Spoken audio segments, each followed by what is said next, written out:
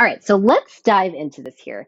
I am going to start by talking about something that I think is kind of critical and kind of important, especially for when it comes to ads, but this kind of applies to basically all of your marketing, and that's thinking shortcuts, right? So, this is how we make your ads and your marketing kind of feel like that instant yes towards people. Um, from like a brain standpoint, right? So your customer's brain is kind of lazy, right? So the brain only has one process, only one directive for the entirety of every day of your life, and that's to keep you alive. And that's basically it, right? So when we scroll or shop, or when we're looking for stuff, when we're trying to make decisions, we're not like deeply analyzing every single thing that we do. We're actually just scanning. Right, we're just scanning for what's important, and things that feel obvious to us. So that way, the brain doesn't have to exert more energy on decisions than it has to. So this is where these thinking shortcuts come into play. So the brain really hates to waste energy.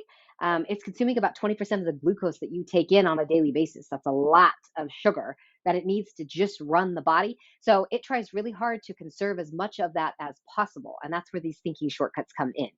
If we can activate ease as marketers, if we can just make it easy for the brain to process the information, it'll be a lot easier for the brain to move forward. So in psychology, these mental shortcuts are basically just rules of thumb that the brain uses to make quick and easy decisions.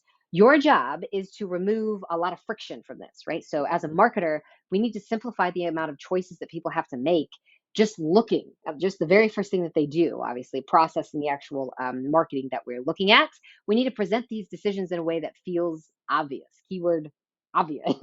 So let's walk through three different tools that I have found from psychology. You can set all the other psychology aside. These are the core things that you need to know and study to be able to do that for your customers. So very first thing that we need to dissect is cognitive load. So, cognitive load is kind of when the brain feels like it's just going to be mentally exhausting to process something, right? If it looks like too much work, we scroll. That's what the brain is doing.